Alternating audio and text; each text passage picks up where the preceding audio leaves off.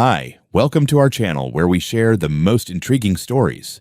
A man returns to restore his grandfather's forgotten mountain cabin, only to face a powerful HOA hell-bent on erasing it. What begins as quiet craftsmanship soon spirals into sabotage, surveillance, and a legal war that uncovers a darker nationwide conspiracy.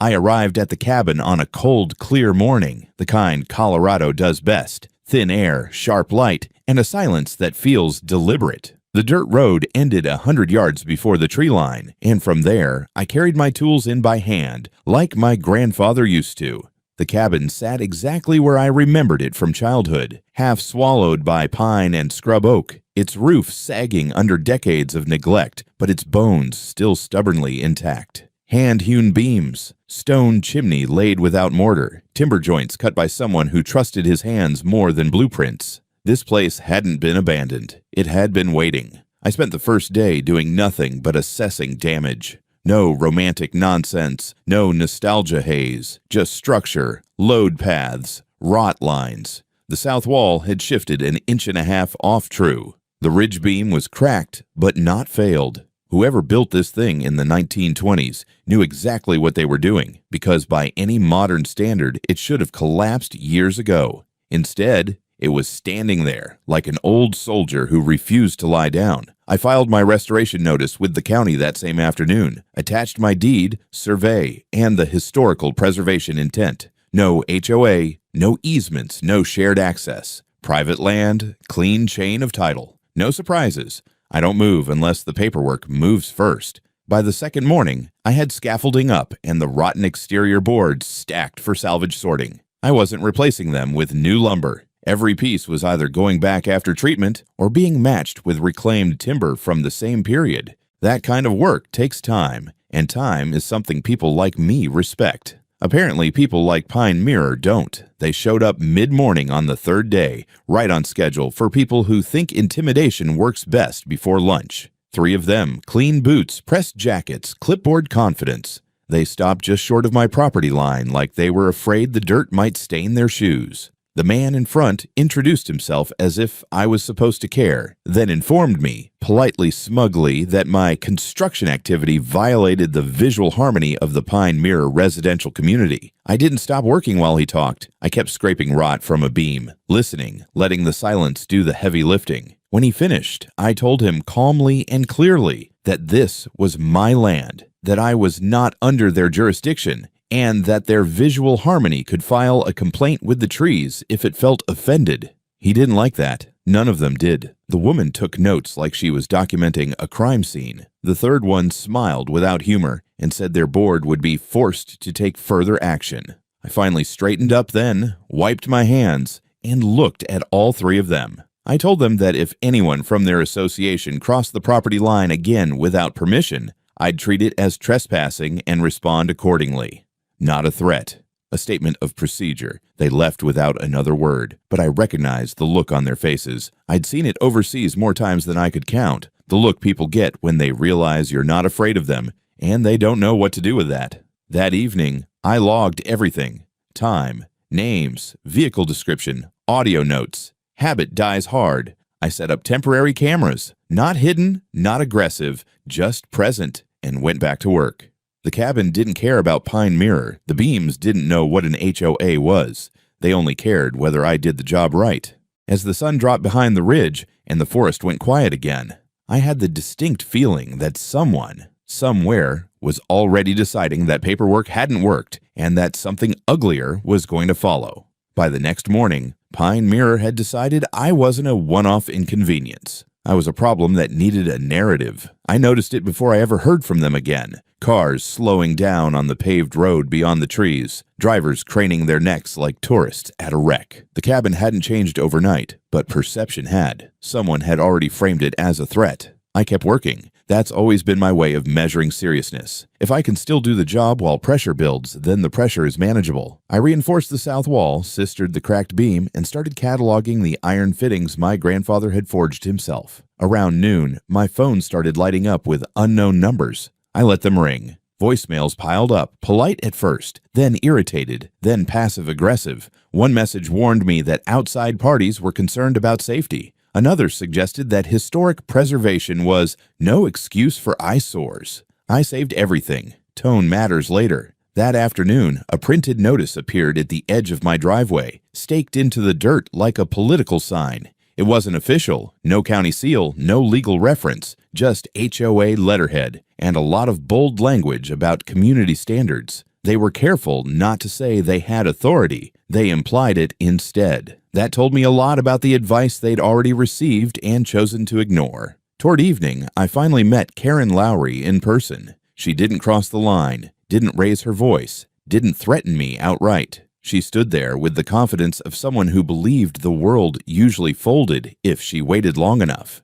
She talked about property values like they were sacred objects and described my cabin as if it were a contagious disease creeping toward her neighborhood. I let her talk. People reveal more when you don't interrupt. When she finished, I told her the same thing I'd told her representatives, only slower. My land was private, my permits were valid, my work was legal, and her HOA had no jurisdiction over any of it. I added that I'd already documented every attempted interference, and that if she planned to escalate, she should do it openly so there'd be no confusion later. She smiled at that, tight, controlled, and said she hoped we could resolve things amicably. The word amicably came out sounding like a condition. That night, I reviewed my setup. Cameras adjusted, battery backups checked, tools locked down. Nothing theatrical, nothing excessive, just enough to make sure no one could claim confusion about boundaries.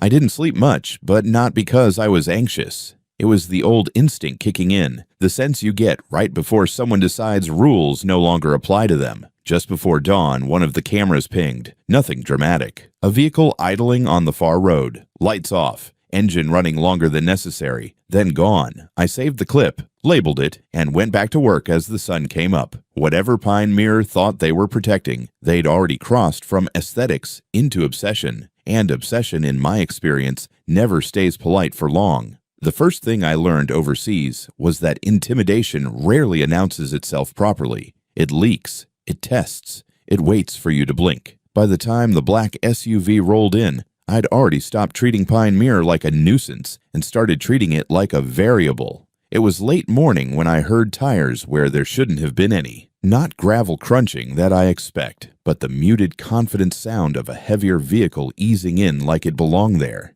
I stepped out from under the scaffold and saw it sitting just outside the tree line, angled toward the cabin as if whoever parked it wanted a clear view without committing to anything. No plates, dark glass, clean body, not local. Two men got out, both dressed in black from boots to jackets, no patches, no logos, nothing to suggest who they worked for or why. They moved like people who'd practiced being seen without looking nervous. One of them lifted a phone immediately and started recording me. The other walked slow circles near the stack of lumber, snapping photos of my tools, the scaffolding, the beams I'd laid out for treatment. They didn't ask permission. They didn't introduce themselves. They acted like that part was beneath them. I didn't give them what they wanted. I didn't argue, didn't posture, didn't reach for anything dramatic. I pulled my own phone out and photographed them back. Faces, hands, boots, the SUV, the exact point where their tires crossed from public road to private dirt. When the one with the phone finally spoke, it wasn't loud or aggressive. It was casual, almost bored. "You were warned," he said. "Now there'll be consequences." I told him to leave. Flat voice. No emotion. He smiled like that was funny. They got back in the SUV and drove off without hurrying, like they wanted me to watch them go. I did. Then I wrote everything down while it was still fresh, down to the way the driver checked his mirrors. That night, I didn't sleep at the cabin. I set my systems and pulled back to a ridge where I had a clear view and better signal. I launched the drone just after midnight, letting it climb high enough that the sound disappeared into the wind. Infrared lit the forest like a different world, warm bodies glowing against cold ground. It took less than 20 minutes. The same SUV came back without headlights. They parked farther out this time, out of sight of the main camera. Two heat signatures moved through the trees, slow and deliberate. One headed for the roofline. The other crouched near the driveway. I watched in real time as the first one climbed, tested the edge of the old shingles, and started levering upward with something flat and metal. The second reached into a bag and scattered something across the dirt. Small, sharp shapes that reflected faintly even in infrared. I recorded everything: angles, timing, faces when the drone dipped low enough. When they left, I waited another hour before retrieving the drone and backing up the footage in 3 separate places. That wasn't paranoia. That was process. By morning, the damage was clear.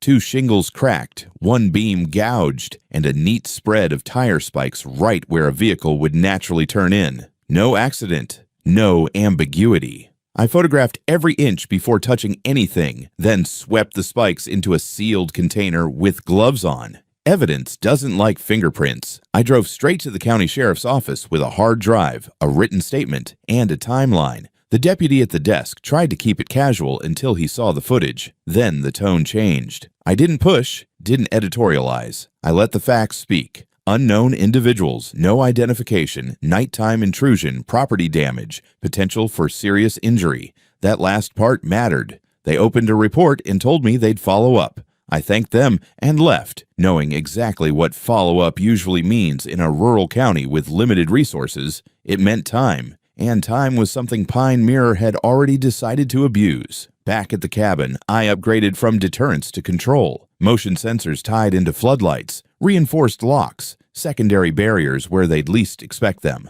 I wasn't fortifying a bunker. I was shaping the environment so anyone who came back would have to choose between retreat and exposure. They chose wrong 2 nights later. The alert hit just after 1 in the morning. West perimeter, close. I didn't rush. I let the lights come up first, let the sensors do their job. When I moved, it was quiet and deliberate. One of the men was already inside the line trying to cut a cable he hadn't realized wasn't the main one. He froze when the floodlight hit him, turned to run, slipped. I closed the distance before he recovered, took him down hard but clean, controlled the wrist, pinned the shoulder. He fought for maybe 5 seconds before he realized this wasn't going his way. I held him there, face down, while I called it in. When the deputies arrived, they found a restrained trespasser with a fake security credential, an illegal stun device, and plastic restraints in his pocket. That changed everything. The deputies didn't treat it like a misunderstanding.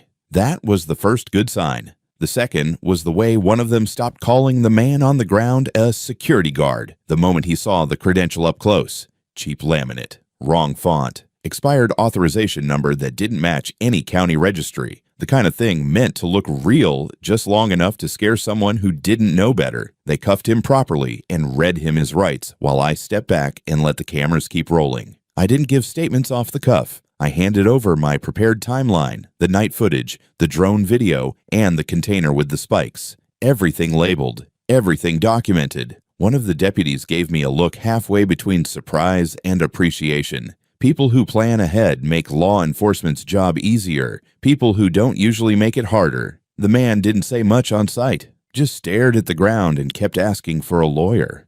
Fine by me. Silence has weight. Before they put him in the cruiser, I noticed him glance once toward the road that led back to Pine Mirror. Not panic, not regret. Calculation. I logged that too, even though it wasn't technically evidence. Pattern recognition is a habit you don't unlearn. By the time the lights disappeared down the road, the forest felt different, quieter but tighter, like it was holding its breath. I walked the perimeter with the deputies one last time, pointing out where the roof had been damaged and where the spikes had been laid. They photographed everything, marked it, and promised follow-up. I believed them as far as procedure went. What I didn't believe was that this would stop anyone on its own. I spent the rest of the night resetting, not repairing yet. Documenting comes before fixing, but preparing. I replaced the cut cable with a decoy line and rerouted the real one underground, added redundancy to the sensors, adjusted angles so no one could approach the cabin without being seen from at least 2 directions. None of it was flashy. All of it was effective. When you design systems, you assume failure and plan around it. Pine Mirror was counting on intimidation. I was counting on inevitability. The next morning brought the response I expected, not from the men in black, but from the HOA. A certified envelope waited at the edge of my drive, stamped and formal, like that erased everything that had happened in the dark. Inside was a notice of pending boundary dispute, filed by Pine Mirror's board and signed by Karen Lowry herself. The language was careful. Allegedly, potential encroachment, Historical survey inconsistencies. The goal wasn't to win yet. It was to stall, to muddy the water, to give themselves cover. I smiled when I read it, not because it was funny, but because it was predictable. They were trying to turn a criminal act into a civil distraction. That told me they were scared enough to change tactics, but arrogant enough to think I wouldn't push back. I didn't call a lawyer right away. I called a surveyor first, the same one who'd done my pre-purchase work. Licensed, meticulous, and extremely unimpressed by HOA theatrics. By noon, he was on site with his equipment, running fresh lines, confirming markers, and documenting every boundary pin that had been in place longer than Pine Mirror itself. I watched him work while I cataloged the damage from the roof incident, still untouched so no one could claim alteration. That afternoon, Karen tried calling. I didn't answer. She left a message, concerned, measured, almost sympathetic. She spoke about safety, about misunderstandings, about how unfortunate it was that outside contractors had taken things too far. No admission, no apology, just distance. I saved the voicemail and backed it up with the others. By evening, the surveyor had his preliminary confirmation. No encroachment, no overlap, not even close. The cabin sat exactly where it always had, long before Pine Mirror's first manicured lawn ever existed. He promised a full report within 48 hours. I thanked him and sent him on his way. As the sun dropped behind the ridge, I stood on the porch of a cabin that had survived weather, time, and now deliberate sabotage. The cameras were quiet, the sensors steady. Somewhere beyond the trees, an HOA board was deciding how far they were willing to go to avoid admitting fault. I already knew the answer. People who escalate once rarely stop when it costs them something. They stop when it costs them everything. The lawsuit arrived exactly when I expected it to. Early, aggressive, and dressed up to look more legitimate than it had any right to be. A courier drove it out personally, which told me Pine Mirror wanted to make a point. The packet was thick, expensive paper, the kind meant to intimidate by weight alone. Allegations of boundary violations, claims of structural encroachment, references to historic survey discrepancies that conveniently lacked dates or sources. Karen's signature sat at the bottom, neat and confident, as if ink could substitute for facts. I read it once, then again, slower. Not to understand it, I already did, but to map the strategy. This wasn't about winning on the merits. It was about slowing me down, draining time, creating doubt. If they could stall the restoration long enough, they could pressure me into selling or force a settlement that let them rewrite reality. That kind of tactic only works on people who need the fight to end quickly. I didn't. I called my attorney that afternoon, not because I was panicking, but because timing matters. She specialized in property rights and historic restorations, the kind of law that lives at the intersection of land records and people who think money bends them. I sent her everything. Survey, permits, video footage, the criminal report number from the sheriff's office, and Karen's carefully worded voicemail. She didn't react emotionally. She just asked precise questions and told me to expect a counterpunch within the week. While the legal machinery spun up, I didn't stop working. Stopping would have been exactly what Pine Mirror wanted. I reinforced the roof where it had been damaged, using period-correct materials, documenting every step. I logged hours, costs, and methods not because I enjoyed paperwork, but because accuracy is a weapon when you know how to use it. Every nail, every beam, every decision had a record now. If they wanted to claim I'd altered something improperly, they'd have to lie outright. 2 days later, the surveyor's full report came in. Clean. Detailed. Photographs, coordinates, historical references that trace the property line back further than Pine Mirror's founding documents. I forwarded it to my attorney immediately. She replied with one word: perfect. The HOA's legal team didn't wait. They filed an emergency motion seeking a temporary halt to all work, citing ongoing investigation and potential risk to neighboring properties.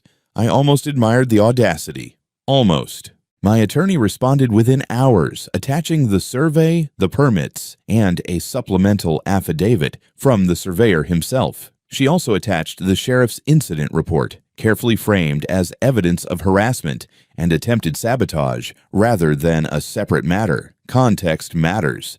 Judges notice patterns. A week later, we were in a preliminary hearing. Not a trial, not even close. Just a judge, 2 tables, and a room that smelled like old carpet and impatience. Karen sat across from me, composed, dressed for authority. She didn't look at me directly. Her attorney spoke in practiced tones about community interest and shared expectations. Mine spoke about facts, boundaries, and criminal trespass. When the judge asked whether Pine Mirror had any physical evidence of encroachment, the room went quiet. They didn't. Not because they'd forgotten it, because it didn't exist. The judge denied the emergency motion without drama. No lecture, no scolding. Just a statement that the plaintiff had failed to meet the burden required to interfere with lawful work on private land. Karen's jaw tightened just enough to notice.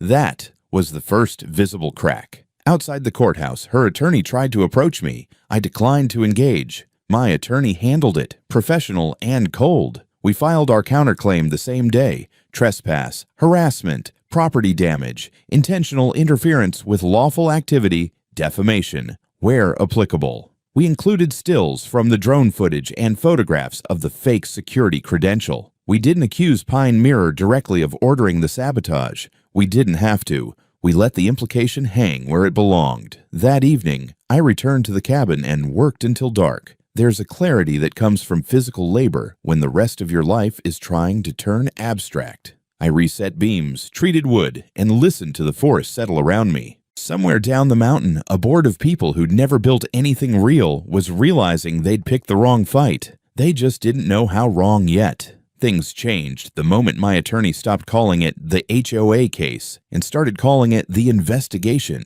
That shift didn't happen because of anything Pine Mirror filed. It happened because someone else started asking questions they hadn't anticipated. It began quietly. A federal agent reached out to my attorney, not me, which told me everything about the direction this was going. They'd reviewed the footage I'd submitted through the sheriff's office, specifically the night recordings and the drone angles. The men in black hadn't just been careless. They'd been familiar. Their movement patterns, their equipment, the way they coordinated entry and exit. It rang bells for people whose job it is to notice those things. One of the faces had already appeared in another case file. Different state, different HOA. Same tactics. I was asked formally and politely to preserve all original data and not alter my security setup. I was also advised, off the record, that what I'd experienced might not be an isolated incident. Apparently, Pine Mirror wasn't the first aesthetic community to suddenly hire unmarked muscle when paperwork didn't work.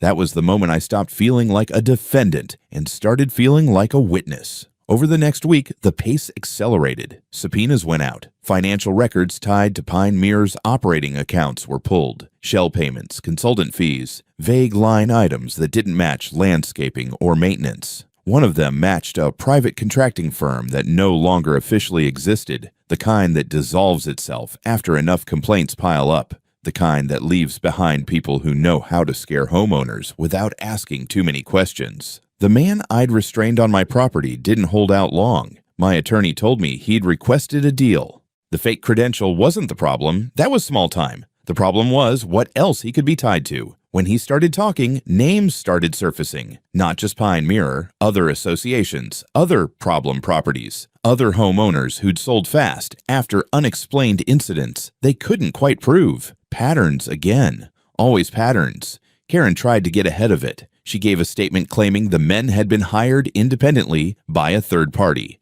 someone she believed was a licensed security consultant. She framed herself as a victim of deception, someone who'd only wanted to protect her community. It might have worked if she hadn't paid them directly. It definitely would have worked if she hadn't followed up with written instructions that crossed the line from observation into pressure. Emails have a way of surviving intentions. By the time agents showed up at Pine Mirror's administrative office, the board was already fracturing. Members resigned quietly. Others lawyered up. Meetings were canceled. Notices stopped appearing. The community that had once been so unified in its outrage suddenly found better things to do than defend Karen's vision of harmony.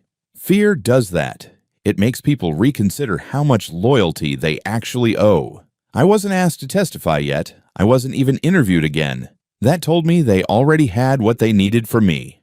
I kept restoring the cabin, one careful decision at a time, while the world beyond the tree line tightened around the people who'd tried to push me out. Reporters started calling. I didn't answer. Silence, when chosen, is as deliberate as speech. One evening, as I was sealing a restored beam, I heard helicopters moving through the valley. Not close enough to see, but close enough to recognize the sound. It wasn't dramatic. No lights, no sirens. Just motion. Systems moving where systems move best. The next morning, the sheriff stopped by. Not official. Not in uniform. He told me casually that the county had been asked to cooperate with a federal inquiry into coordinated harassment involving multiple HOAs across state lines. He also told me that Pine Mirror's board was no longer authorized to act on behalf of the association pending review. That part, he said, had gone over about as well as you'd expect. I thanked him and went back to work. The cabin didn't care about jurisdictional shifts or legal fallout. It only cared that the joints fit, the load transferred correctly, and the roof didn't leak. Whatever Pine Mirror had tried to build with intimidation was collapsing under its own weight. I didn't need to watch it happen. I already knew how these things end. Slowly, thoroughly, and never the way the instigators planned. The arrest didn't happen the way people imagine it. There were no flashing lights on my property, no dramatic confrontation in the woods. It happened cleanly, efficiently, the way things do when the decision has already been made and no one is pretending otherwise. I heard about it from my attorney first, then from the local news an hour later. Karen Lowry had been taken into custody on charges related to conspiracy, hiring unlicensed armed contractors, and providing false statements during an active investigation. Pine Mirror's board wasn't named as defendants yet, but the language used by the prosecutor made it clear they were no longer protected by ignorance. By mid-morning, Pine Mirror looked like a community that had lost its spine. The main gate was open. The office was locked. Notices were being removed from bulletin boards by people who suddenly remembered they had nothing to do with any of this. Homeowners who'd once spoken confidently about standards and aesthetics now avoided cameras and each other. Authority evaporates fast when it turns out to be borrowed. The civil case moved just as quickly. With the criminal charges in play, Pine Mirror's attorneys stopped posturing and started negotiating. My attorney didn't. She amended the counterclaim, adding malicious prosecution and coordinated harassment backed by newly released evidence from the federal investigation. We submitted financial records showing HOA funds used to pay shell contractors. We included sworn statements from the detained men and corroborating timelines from other states. It wasn't a strategy anymore. It was an autopsy. The judge didn't let it drag out. Within days, Pine Mirror HOA was ordered to cease operations pending dissolution. Their assets were frozen, their authority revoked. Residents were notified that all enforcement actions taken over the previous year were under review. The same people who'd once applauded Karen's rigidity were now discovering how expensive overreach can be when the law stops looking the other way. When the damages hearing came, I didn't ask for spectacle. I asked for restitution, repair costs, lost work time, security upgrades, legal expenses, emotional distress supported by documentation and expert testimony. The final number came back just over $320,000. The judge didn't hesitate. He called Pine Mirror's actions a deliberate misuse of collective power and Karen's conduct reckless to the point of criminality. Those words mattered. They set a tone other courts would remember. One of the contractors took a plea deal, 6 years. The other cooperated fully and walked away with a reduced sentence and a permanent record that would follow him everywhere. Karen was denied bail pending trial. No speeches, no martyrdom, just procedure, the kind she'd tried to weaponize and failed to understand. That afternoon, I returned to the cabin and worked until my hands ached. The roof was finally true. The beams sat square. The structure had survived another assault, this one legal instead of physical. As the sun dropped behind the ridge, the forest felt like it had exhaled. Pine Mirror was finished, not disgraced in a headline way, not burned down, but dismantled piece by piece until nothing dangerous remained. I packed up my tools and locked the door behind me. Tomorrow, the work would continue, the kind that actually lasts. I finished the restoration in early fall when Colorado sharpens again, and everything feels more deliberate. The air thins, the light turns harder, and mistakes stop hiding. By then, the cabin no longer looked like a project or a statement. It looked complete in the quiet, stubborn way old things do when they've survived long enough to stop proving themselves. The roofline was straight, the beams locked where they belonged, the stone chimney cleaned and repointed with the same lime mix my grandfather had sworn by. No shortcuts, No modern disguises pretending to be history. If you knew where to look, you could see every decade the cabin had lived through, and the one it had just survived. The final inspection from the State Preservation Office took most of the morning. 2 specialists arrived in a county truck that had clearly seen better years, carrying clipboards worn thin by use rather than neglect. They didn't rush. They didn't posture. They walked the structure slowly, running their hands along beams, checking joinery, peering into crawl spaces most people pretend don't exist. They asked about sourcing, methods, tolerances, about what I replaced, and more importantly, what I refused to replace. I answered without hesitation. When you do the work properly, there's nothing to defend, only explain. They approved the designation just before noon. One of them shook my hand and said the cabin was now officially recognized as a protected historical structure, not preserved in amber, preserved in function. That distinction mattered more than the paperwork. When they left, the forest closed in behind them like it always had, indifferent to forms and signatures, but quietly acknowledging the outcome. News spread in the practical way things do after the drama burns out. Not headlines, those had already moved on, but calls and emails from people who cared about what came next. Local tourism coordinators asked if the cabin could be included in a regional heritage route. Architecture students requested site visits. A historical society offered to archive my documentation as a case study in private restoration done without institutional backing. I declined interviews and accepted records. Stories distort. Records don't. The plaque went up last. Hand-forged steel, darkened but not polished, mounted beside the door, where the stone still carried my grandfather's chisel marks. The text was minimal. No speeches etched into metal, no victory language, just enough to mark continuity.